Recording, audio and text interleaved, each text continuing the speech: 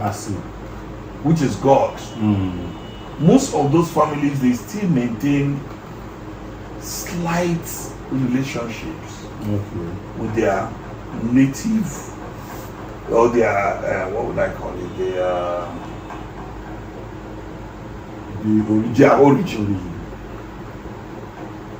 So you will find all over Ikwere. Now some people will say, oh, but your name is Azubike. Of course, my name is Azubike. I come from a family of hunters and traders. In those days, they could have mixed up. And the language prevalent is a hybrid language that we speak today. So what name do you want me to answer? The fact that your name is James does not make you a British man. That's very correct. Language is not a determinant of the origin of a people. You see some of our people answer the name Peter. Okay, I have a friend, he changed his name from Peter now to Petrus. Does that make him a Greek man? No. Does it make him an Englishman? No, it doesn't. So he still remains an Igbo boy. He has not thrown away his origin. Now you see people like Dare Ford there. Dare Ford, G.I. Jones, Kenneth Dike, they all agreed that the Ikweres and the Orata people and the Eche people are all related. The Orata people is what we call Owerri today. Owerri? Yeah. The Owerri man still refers to the Igbo man as Isoma. The Ikwere man refers to the Igbo man as what? Isoma. It means they are not one people. The Eche people refer to them as Isoma. Okay, does that mean some of the Oweris who refer to the Igbos as Isoma, does that mean they are saying they are not Igbos? Of course. In Owerri here? Yes, an average Owerri man, a pure Owerri man will tell you, Unwaforata. He doesn't agree to being an Igbo. But for political reasons, he will say he's Igbo. Okay. The Onitsha man will look at somebody and say, Loni Iba. Onitsha? Yes, they don't agree, they're Igbos. But they speak the language. It's a language of trade. Now the anthropologists who were appointed them by the British government, people like Talbot, they are quite agreed that these are distinct people. But for the sake of administration, we'll group them together as one. So they grouped up to Ibibio as Igbos. Okay. So it depends on what you want. Me, I take the stand of there's a German writer, Dimitri or Dimitri. I don't know. I'm not a German. I don't know how to pronounce it very well. He is of the opinion that you are an Igbo if you say you are an Igbo.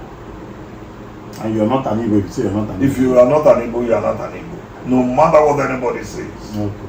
Just like the Swiss. You have the Swiss Germans, the Swiss French, like that. But they are Swiss people. No German man goes to kill them that you must be German. So it should be for everybody. And I don't know the craze about Ikwere man must be an Igbo man or he's an Igbo man. If the Ikwere man says it's not Igbo, he's not Igbo. Now I can break down Ikwere to you. Okay. We have different types of Ikwere people. Okay. But the most important thing is Ikwere both. We are one. We are one. We are an accommodating, hospitable people. Okay. We accommodate everybody. You have the Ikweres, who I will refer to as the Huronha Ikweres. Okay. We have the Ikwere Igbos. There are Igbos that are Ikwere people. Okay. There are Ikweres that are Igbos. Okay. And they know themselves. Okay. They have never denied it. So is this by migration? By migration. Okay. By migration. We have the autochthonous Huronha people. Okay. We have the Ikwere Igbos who came by migration and trade. Okay. We have them. They came before 1400 and more in 1400, as the books tell us. We were not there. The first Ikwere Granite was in the 50s.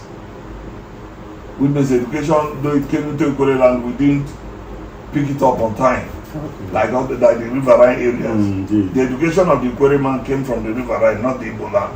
Okay. Now, we have the Anu Ikweres. Anu Ikweres. Yes. Who came into Ikwere land by 1700.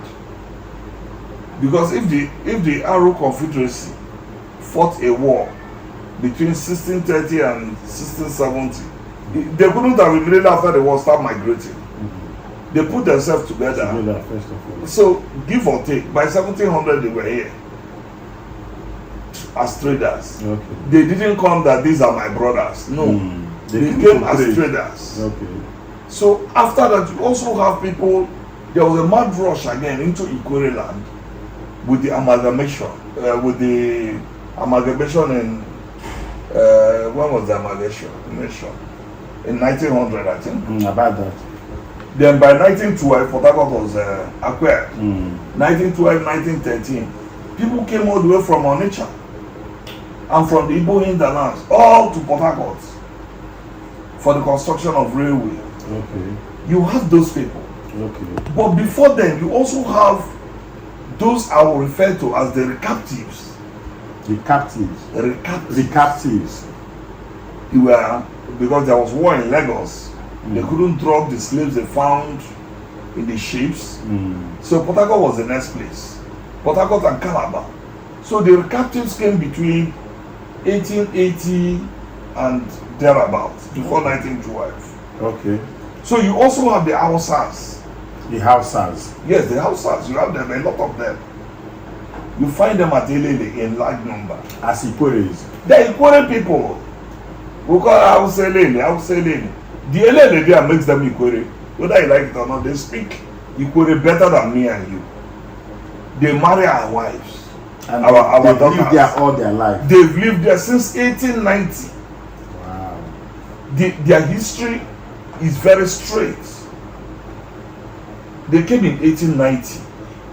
If you read my book, you will see where I refer to them, how they came. They came through Calabar, through Eche. They came with a pass given to them by the British colonialists. They said they came in search of elephants or to fight elephants, but they stayed in Elele. And it was then that Togwell saw when he was passing through. I described them in their white robes. Now I can tell you something funny. Ikwere was in little settlements. Okay. Everybody minding his business, but they know themselves. Okay. The first person who was appointed by the British to take them through Ikwere land was an Hausa man, Ododo. Oh, yeah? Was an Hausa man, so you can comfortably say he was the first person to have ruled the whole Ikwere. He was involved in all the missions around Ikwere land.